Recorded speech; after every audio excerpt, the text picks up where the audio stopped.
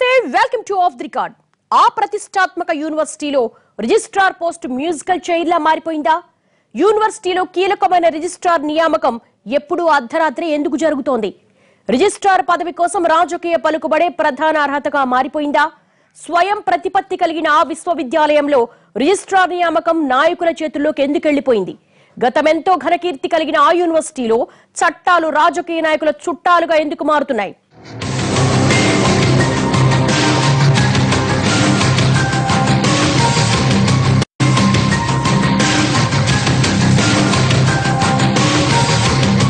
నిలయంగా ఉండాల్సిన విశాఖ ఆంధ్ర విశ్వవిద్యాలయం వివాదాలకు కేంద్రంగా మారుతోంది. నిధులు నిబంధనల మాట ఎలా ఉన్నా రిజిస్ట్రార్ నియామకం తరచూ వివాదాస్పదమవుతోంది.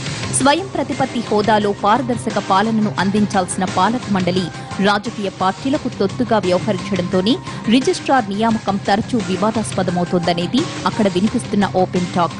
ఇక రిజిస్ట్రార్ల నియామకం విషయానికొస్తే 2012లో ఆంధ్ర యూనివర్సిటీ ఇన్ఛార్జ్ వీసీగా ఉన్న Ambedkar university vice chancellor VC Sudhakar Babu బోధనేతర ఉద్యోగిగా ఉన్న సామ్రాజ్య లక్ష్మిని రిజిస్ట్రార్గా నియమించారు. అప్పట్లో చాలా మంది వ్యతిరేకించినా ఆమెను ఎవరూ మార్చలేదు. సుధాకర్ బాబు పదవీకాలం ముగిశాక ఇన్ఛార్జ్ వీసీగా బాధ్యతలు స్వీకరించిన Nannaya university VC George Victor రిజిస్ట్రార్ని మార్చారు. సామ్రాజ్య లక్ష్మి స్థానంలో వెలగపూడి ఉమామహేశ్వరరావుని నియమించారు. అయితే 2013లో పూర్తిస్థాయి వీసీగా బాధ్యతలు స్వీకరించిన జిఎస్ఎన్ రాజు తాను వచ్చిన కొద్ది రోజులకే వెలగపూడి ఉమామహేశ్వరరావును తొలగించి ఆయన స్థానంలో రామ్మోహన్ రావుని నియమించారు. దీంతో ఉమామహేశ్వరరావు ఎలాగైనా మళ్లీ రిజిస్ట్రార్ పదవి చేపట్టాలని పంతం పట్టి తనకున్న పలుకుబడితో రాజకీయంగా చక్రం తిప్పారు. రామ్మోహన్ రావు 2 ఏళ్ల పదవీకాలం పూర్తి కాగానే ఆయన స్థానంలో మళ్లీ రిజిస్ట్రార్గా ఆ సీట్లో కూర్చున్నారు వెలగపూడి ఉమామహేశ్వరరావు.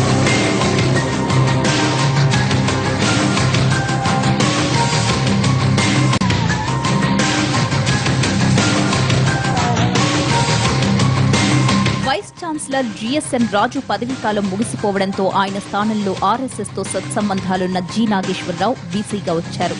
దీంతో బీజేపీకి అనుబంధంగా వీసీ, టీడీపీకి అనుబంధంగా రిజిస్ట్రార్ ఉమామహేశ్వరరావు పనిచేస్తున్నారనే భావన వర్సిటీ సిబ్బందితో పాటు విద్యార్థుల్లోనూ బలంగా నాటుకుపోయింది. విద్యార్థి సంఘాల కంటే రాజకీయ పార్టీల అనుబంధ సంఘాలకు అధిక ప్రాధాన్యత ఇస్తున్నారనే ఆరోపణలు గతంలో వినిపించేవి. టీడీపీకి సంబంధించిన కార్యక్రమాలకు అనుమతులిచ్చి ఇతర పార్టీ కార్యక్రమాలకు అనుమతి నిరాకరిస్తున్నారని వీసీ, రిజిస్ట్రార్లపై ప్రతిపక్షాలు ఆరోపణలు చేసిన సందర్భాలు ఉన్నాయి. వీసీని డమ్మీని చేసి రిజిస్ట్రార్ ఉమామహేశ్వరరావు కండువాలేని కార్యకర్తగా పనిచేస్తున్నారని వైసీపీ జాతీయ ప్రధాన కార్యదర్శి విజయసాయిరెడ్డి బహిరంగ ఆరోపణలు చేశారు. ఇప్పుడు ఉన్నట్లుండి అర్ధరాత్రి ఆయన్ని తొలగించి ఆ స్థానంలో కందుల నిరంజన్ని నియమించడం ఆంధ్ర యూనివర్సిటీలో, మరోవైపు టీడీపీలో పెనుదుమారం రేపుతోంది.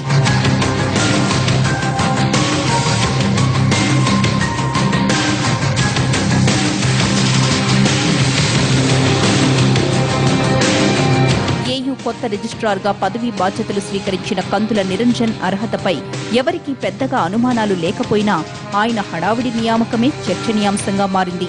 గతంలో సామ్రాజ్య లక్ష్మి, రామ్మోహన్ రావుల నియామకాలు కూడా అర్ధరాత్రే జరిగినా పార్టీ మనిషిగా గుర్తింపు పొందిన ఉమామహేశ్వరరావును అధికార పార్టీకి చెందిన నేతలే తప్పించడం వెనుక మంత్రుల ఆధిపత్య పోరు కారణమనే గుసగుసలున్నాయి. రిజిస్ట్రార్ ఉమామహేశ్వరరావు విశాఖ తూర్పు ఎమ్మెల్యే వెలగపూడి రామకృష్ణబాబుకు సన్నిహితుడు కావడం, ఆ ఎమ్మెల్యే మంత్రి అయ్యన్నపాత్రుడు వర్గానికి చెందినవారు కావడంతో గంటా జోక్యంతోనే రిజిస్ట్రార్ని తప్పించారని యూనివర్సిటీలో ఒక వర్గం చర్చించుకుంటోంది. అందుకే యూనివర్సిటీ నిబంధనలని పక్కన పెట్టి మరీ రాత్రికి రాత్రి ఆయన్ని తొలగించి ఆయన స్థానంలో తనతో సన్నిహితంగా ఉండే తన సామాజిక వర్గానికి చెందిన నిరంజన్ని నియమించారని ఉమామహేశ్వరరావు వర్గం చర్చించుకుంటోంది. యూనివర్సిటీలో ఉన్న 390 పోస్టుల్ని బేరసారాలకు పెట్టడానికి పెద్ద స్కెచ్చే వేశారనే ప్రచారం కూడా చేస్తున్నారట. బీసీ, రిజిస్ట్రార్ల మధ్య సమన్వయ లోపం కారణంగానే మార్పు చేశామని మంత్రి గంటా బయటకు చెబుతున్నా దాని వెనుక బలమైన కారణాలు ఉన్నాయనేది ఓపెన్ టాక్.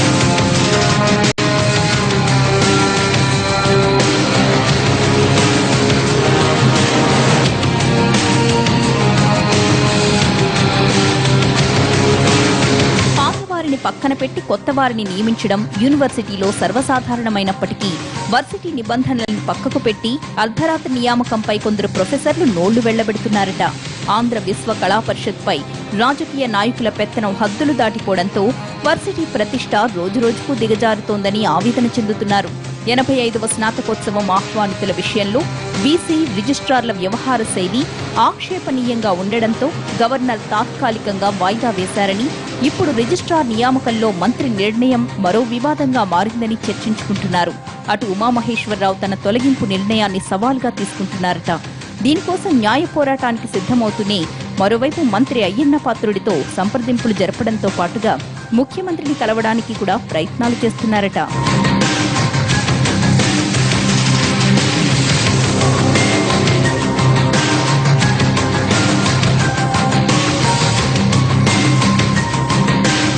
యూనివర్సిటీలో ఖాళీగా ఉన్న పోస్టులను అమ్ముకోవడానికే తనను పదవి నుంచి తప్పించారని ముఖ్యమంత్రి దృష్టికి తీసుకువెళ్లాలనుకుంటున్నారు మాజీ రిజిస్ట్రార్.